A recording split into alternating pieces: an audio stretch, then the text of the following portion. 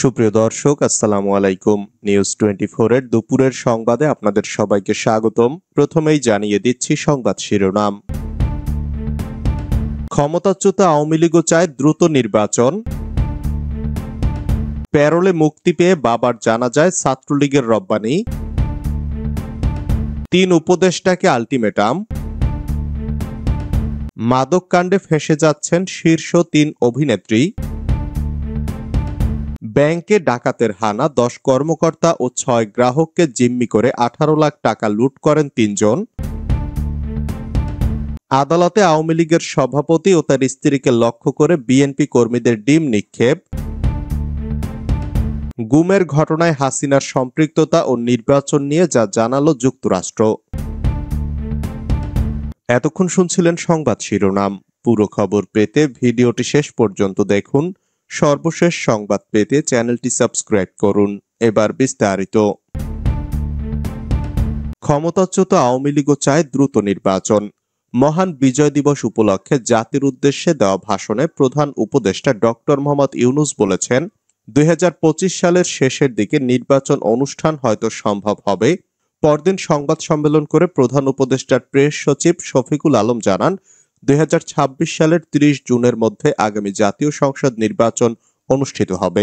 অন্তর্বর্তী সরকারের পক্ষ থেকে এমন বার্তা আসার পর আগামী জাতীয় সংসদ নির্বাচন কবে হওয়া উচিত তা নিয়ে রাজনৈতিক দলগুলোর নেতারা বিভিন্ন মন্তব্য করেছেন। তবে ক্ষমতাচ্যুত আওয়ামী লীগ দ্রুত নির্বাচন চায়। তাদের দাবি, সবার অংশগ্রহণে দ্রুত একটি সুষ্ঠু নির্বাচন প্রসঙ্গে স্পষ্ট কোনো কথা না বলায় এ নিয়ে শঙ্কা তৈরি হচ্ছে বলে দাবি আওয়ামী লীগের। দলের নেতারা জানিয়েছেন, দলটির সভাপতি শেখ হাসিনার নেতৃত্বে আওয়ামী লীগ নির্বাচনের জন্য প্রস্তুত, তাই যত দ্রুত সম্ভব নির্বাচন চায় আওয়ামী লীগ। নির্বাচন প্রসঙ্গে স্পষ্ট কোনো কথা না বলায় এ নিয়ে আরো বেশি শঙ্কা তৈরি হচ্ছে বলে মনে করছেন দলটির যুগ্ম সাধারণ সম্পাদক আফম বাহাউদ্দিন নাসিম। তিনি কালের কণ্ঠকে বলেন, আমরা নির্বাচনের পথে আছি, সমাজের সব অংশীজন নিয়ে নির্বাচন হোক, সেটা চাই। যত দ্রুত সম্ভব নির্বাচন হওয়া দরকার। আমরা চাইব অনির্বাচিত সরকার যেন নিরপেক্ষ থাকার দায়িত্বে অঙ্গীকারবদ্ধ থাকে। এদিকে আজ বৃহস্পতিবার দুপুরে নির্বাচন ব্যবস্থা সংস্কার কমিশনের প্রধান বদিউল আলম মজুমদার বলেছেন, আগামী জাতীয় সংসদ নির্বাচনে আওয়ামী লীগের অংশগ্রহণে কোনো বাধা দেখছি না। নির্বাচন সংস্কার কমিশন থেকে তাদের কোনো রকম বাধা দেওয়া হচ্ছে না। সব দলের অংশগ্রহণের মধ্য দিয়ে একটি অংশগ্রহণমূলক নিরপেক্ষ সুষ্ঠু নির্বাচন হোক, সেই সুপারিশ আমরা করব। তার এই বক্তব্য প্রত্যাহারের দাবি জানিয়েছে বৈষম্য বিরোধী ছাত্র আন্দোলনের নেতারা। প্যারোলে মুক্তি পেয়ে বাবার জানাজায় ছাত্রলীগের রব্বানি। বগুড়া সারিয়াকান্দি উপজেলায় 3 ঘন্টার জন্য প্যারোলে মুক্তি পেয়ে বাবার জানাজায় অংশ নিয়েছেন ছাত্রলীগ নেতা গোলাম রব্বানি। তবে জানাজার সময় তাকে হাতকড়া পরা অবস্থায় দেখা গেছে। বৃহস্পতিবার বিকেলে পুলিশ পাহারায় জানাজা দাফন শেষে তাকে জেলে ফিরিয়ে নেওয়া হয় বলে জানান সারিয়াকান্দি থানার ওসি জামিরুল ইসলাম। কারাবন্দী গোলাম রব্বানি পৌর এলাকার হিন্দুকান্দি গ্রামের প্রয়াত হেলাল প্রামাণিকের ছেলে। তিনি সারিয়াকান্দি উপজেলা ছাত্রলীগের সাবেক যুগ্ম সম্পাদক। সম্প্রতি একটি রাজনৈতিক মামলায় গ্রেপ্তারের পর থেকে কারাগারে আছেন তিনি। 3 উপদেষ্টাকে আল্টিমেটাম। বৈষম্য বিরোধী ছাত্র আন্দোলনে অংশ নেওয়া শিক্ষার্থীদের গুপ্ত হত্যাকারীদের ধরতে 3 উপদেষ্টাকে 24 ঘন্টার আল্টিমেটাম দিয়েছেন সাধারণ শিক্ষার্থীরা। বৃহস্পতিবার বিকেলে রাজধানীর টিএসসির রাজু ভাস্কর্যের সামনে এক প্রতিবাদ সমাবেশে তারা এক ঘোষণা দেন। সার্বভৌমত্ব আন্দোলনের ব্যানারে অংশ নেওয়া শিক্ষার্থীরা জানান, বাংলাদেশকে সুরক্ষিত রাখতে হলে অভ্যুত্থানকারী বিপ্লবীদের সুরক্ষা দিতে হবে। 24 ঘন্টার মধ্যে ছাত্র গুপ্ত হত্যাকারীদের গ্রেপ্তার করা না হলে আইন, স্বরাষ্ট্র ও পররাষ্ট্র উপদেষ্টার বিরুদ্ধে আন্দোলনে নামা হবে। এদিকে সম্প্রতি 5 বিপ্লবীর হত্যাকাণ্ডে জড়িতদের আগামী 48 ঘন্টার মধ্যে গ্রেপ্তারের দাবি জানিয়েছেন ইনকালাব মঞ্চ। বৃহস্পতিবার দুপুরে সংগঠনটির মুখপাত্র শরীফ ওসমান বিন হাদি এক সংবাদ সম্মেলনে জানান, জুলাই বিপ্লবে নেতৃত্বদানকারী ছাত্র জনতাকে জঙ্গি লীগের গুপ্ত হত্যা ও বিপ্লবীদের নিরাপত্তা প্রদানে সরকার ব্যর্থ। তিনি 5 জন বিপ্লবীকে হত্যায় জড়িতদের শুধু গ্রেপ্তার নয়, অনতিবিলম্বে শাস্তি নিশ্চিত করতে হবে। দাবি না মানলে আগামী রোববার জাতীয় জাদুঘরের সামনে থেকে ইনকালাব মঞ্চ ছাত্র জনতাকে সঙ্গে নিয়ে প্রধান উপদেষ্টার বাসভবনে অনশন কর্মসূচি পালন করবে। মাদক কাণ্ডে ফেঁসে যাচ্ছেন শীর্ষ 3 অভিনেত্রী।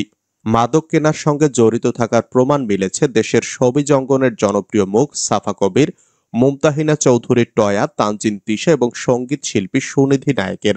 মাদক সম্পৃক্ততার অভিযোগে গ্রেপ্তার এক শিক্ষার্থীর ফোন থেকে মিলেছে মাদকের সঙ্গে তারকাদের সংযোগ থাকার প্রমাণ। সংবাদ মাধ্যমকে সূত্র জানিয়েছে, মাদক সহ গ্রেপ্তার হওয়া বিশ্ববিদ্যালয় পড়ুয়া এক ছাত্রকে জিজ্ঞাসাবাদের সূত্র ধরে বেরিয়ে আসে সাফা, টয়া, তিশা ও সুনিধির নাম, রয়েছে তথ্য প্রমাণাদি। একটি বিশেষ হোয়াটসঅ্যাপ গ্রুপের মাধ্যমে তারা নিয়মিত মাদক সংগ্রহ করছিলেন।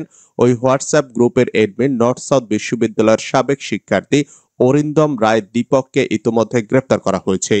নার্কোটিক্স বলছে, মাদক সম্পৃক্ততার অভিযোগে নর্থ সাউথ বিশ্ববিদ্যালয়ের মার্কেটিং বিভাগের সাবেক ছাত্র দীপের ওপর বিশেষ নজরদারি করা হয়। দীর্ঘদিন ধরে তার গতিবিধি অনুসরণের ধারাবাহিকতায় 17 অক্টোবর ঢাকা বিমানবন্দরে গ্রেপ্তার হন দীপ। এ সময় তার কাছ থেকে বিপুল পরিমাণ সীসা, এমডিএমএ, এলএসডি ও কুশ সহ বেশ কিছু মাদক উদ্ধার হয়। পরে নার্কোটিক্সের একটি বিশেষায়িত টিম দীপকে 2 দিনের রিমান্ডে রেখে জিজ্ঞাসাবাদ করে। তদন্ত সংশ্লিষ্টরা জানান, মাদক ব্যবসার বিষয়ে মৌখিক স্বীকারোক্তির এক পর্যায়ে দীপের মোবাইল ফোনের কল লিস্ট ও হোয়াটসঅ্যাপ চ্যাটিং পরীক্ষা করা হয়। এতে জনপ্রিয় কয়েকজন অভিনেত্রীর মাদক সম্পৃক্ততার তথ্য মেলে। এমনকি তাদের পক্ষ থেকে দেওয়া মাদকের অর্ডার সংক্রান্ত কয়েকটি সুনির্দিষ্ট হোয়াটসঅ্যাপ চ্যাটিং রেকর্ডও পাওয়া যায়। ব্যাংকে ডাকাতের হানা, 10 কর্মকর্তা ও 6 গ্রাহককে জিম্মি করে 18 লাখ টাকা লুট করেন 3 জন। কিডনিজনিত অসুস্থতায় মৃত্যু পথযাত্রী এক রোগীর চিকিৎসার অর্থ জোগাড়ের জন্য ঢাকার কেরানীগঞ্জে ব্যাংকে ডাকাতির পরিকল্পনা করা হয়েছিল বলে পুলিশের কাছে দাবি করেছেন আত্মসমর্পণ করা এক তরুণ ও 2 কিশোর। তাদের এই দাবি খতিয়ে দেখা হচ্ছে বলে জানিয়েছেন ঢাকা জেলা পুলিশের সুপার আহমদ মুঈদ। ডাকাতির চেষ্টার ঘটনা নিয়ে বৃহস্পতিবার রাত 8টার দিকে কেরানীগঞ্জ মডেল থানার সভাকক্ষে সংবাদ সম্মেলন করেন জেলা পুলিশ সুপার আহমদ মুঈদ। তিনি বলেন, বৃহস্পতিবার বেলা 2টার দিকে দক্ষিণ কেরানীগঞ্জের চুনুকুটিয়া পাকাপুল এলাকায় রূপালী ব্যাংক পিএলসির জিঞ্জিরা শাখায় কিছু দুষ্কৃতিকারীরা প্রবেশ করেন। এক পর্যায়ে তারা ব্যাংকে কর্মরত 10 ব্যাংক কর্মকর্তা ও 6 গ্রাহককে অস্ত্রের মুখে জিম্মি করে ফেলেন। পরবর্তী সময় তারা ব্যাংকের কাউন্টার থেকে নগদ 15 লাখ টাকা লুট করে একটি ব্যাগে গচ্ছিত রাখেন। একই সঙ্গে আরো 3 লাখ টাকা 3 জনের প্যান্টের পকেটে রাখেন। সংবাদ সম্মেলনে বলা হয়, এক পর্যায়ে জরুরি সেবা নম্বর 999 এর মাধ্যমে খবর পেয়ে পুলিশ সদস্যরা তাৎক্ষণিক ঘটনাস্থলে গিয়ে ডাকাতদের চারদিক থেকে ঘিরে ফেলেন। পরবর্তী সময় ঢাকা জেলা পুলিশ সুপার ঘটনাস্থলে গিয়ে দুষ্কৃতিকারীদের সঙ্গে মুঠোফোনে কথা বলে তাদের আত্মসমর্পণ করতে বলেন। এ সময় তাদের দাবি করা 15 লাখ টাকা ও তাদের নিরাপদ স্থানে যেতে সহযোগিতা করার বিষয়ে আশ্বস্ত করা হয়। প্রায় 4 ঘন্টা পর তারা আত্মসমর্পণ করতে রাজি হন। পরে তাদের আইনশৃঙ্খলা রক্ষাকারী বাহিনী হেফাজতে নিয়ে কেরানীগঞ্জ মডেল থানায় নিয়ে আসেন। আদালতে আওয়ামী লীগের সভাপতি ও তার স্ত্রীকে লক্ষ্য করে বিএনপি কর্মীদের ডিম নিক্ষেপ। বগুড়া সদর উপজেলা আওয়ামী লীগের সভাপতি ও সাবেক উপজেলা পরিষদ চেয়ারম্যান আবু সুফিয়ান শফিক ও তার স্ত্রী সদর উপজেলা আওয়ামী লীগের মহিলা বিষয়ক সম্পাদক মাহফুজা খানমকে ঢাকা থেকে গ্রেপ্তার করে আজ বৃহস্পতিবার সন্ধ্যায় বগুড়া আদালতে নেওয়া হয়। এ সময় বিএনপির 400 থেকে 500 কর্মী সমর্থক আদালত চত্বরে আগে থেকে অবস্থান নিয়ে দলীয় স্লোগান দিতে থাকেন। এক পর্যায়ে প্রিজন ভ্যান আবু সুফিয়ান ও মাহফুজা খানমকে বহনকারী প্রিজন ভ্যান আদালত চত্বরে ঢুকলে সেটি লক্ষ্য করে ডিম ছুড়তে থাকেন বিএনপি কর্মী সমর্থকেরা। প্রত্যক্ষদর্শীরা জানান, তাদের মধ্যে ছাত্র দলের বেশ কিছু নেতাকর্মীকে দেখা গেছে। গুমে হাসিনার সম্পৃক্ততা ও নির্বাচন নিয়ে যা জানালো যুক্তরাষ্ট্র। যুক্তরাষ্ট্র বাংলাদেশের অন্তর্বর্তী সরকারের প্রধান উপদেষ্টা ডক্টর মোহাম্মদ ইউনূস সম্প্রতি নির্বাচনের সম্ভাব্য যে সময় ঘোষণা করেছেন তাকে স্বাগত জানিয়েছে। এছাড়া ছাত্র জনতার অভ্যুত্থানে পালিয়ে যাওয়া সাবেক প্রধানমন্ত্রী শেখ হাসিনার গুমের সঙ্গে সম্পৃক্ততার তদন্তেও সমর্থন জানিয়েছে তারা। গতকাল বুধবার স্টেট ডিপার্টমেন্টের নিয়মিত ব্রিফিংয়ে সাংবাদিকদের প্রশ্নের জবাব দেন উপমুখপাত্র বেদান্ত প্যাটেল। ডক্টর ইউনূস ঘোষিত নির্বাচনের সময় উল্লেখ করে এক সাংবাদিক জানতে চান, বাংলাদেশ সরকার ঘোষণা দিয়েছে 2025 সালের শেষে অথবা 2026 সালের শুরুর দিকে নির্বাচন হতে পারে, এ বিষয়ে যুক্তরাষ্ট্রের অবস্থান কি? জবাবে প্যাটেল বলেন, নির্বাচনের প্রস্তুতির জন্য বাংলাদেশের অন্তর্বর্তী সরকারের গৃহীত পদক্ষেপগুলোকে স্বাগত জানাই, কেননা শেষ পর্যন্ত তারা বাংলাদেশের জনগণকে ইচ্ছামতো প্রতিনিধি বাছাইয়ের সুযোগ দেবে। নির্বাচন এমন একটি বিষয় যে ক্ষেত্রে আমরা সময়টাকে পর্যবেক্ষণ করছি। অবশ্যই আমরা এই পুরো প্রক্রিয়া চলাকালীন আইনের শাসন এবং গণতান্ত্রিক নীতির প্রতি সম্মানকে উৎসাহিত করতে চাই যেন পরিবর্তন ফলপ্রসূ হয়। পুরো বিশ্বেই শান্তিপূর্ণ উপায়ে অবাধ ও সুষ্ঠু নির্বাচন আয়োজনের পক্ষে যুক্তরাষ্ট্র। গুম তদন্ত কমিশনে শেখ হাসিনার সম্পৃক্ততা নিয়ে ওই সাংবাদিক জানতে চান। দ্য নিউ ইয়র্ক টাইমস বাংলাদেশের গুম তদন্ত কমিশনের একটি অনুসন্ধানী প্রতিবেদন প্রকাশ করেছে, যা বলপূর্বক গুমের বিষয়গুলো তদন্ত করছে। কমিশনের রিপোর্টে সাবেক প্রধানমন্ত্রীর সম্পৃক্ততা উঠে আসছে। যুক্তরাষ্ট্র এর আগে জোরপূর্বক গুমের ঘটনায় জড়িত ব্যক্তিদের উপর নিষেধাজ্ঞা আরোপ করেছিল।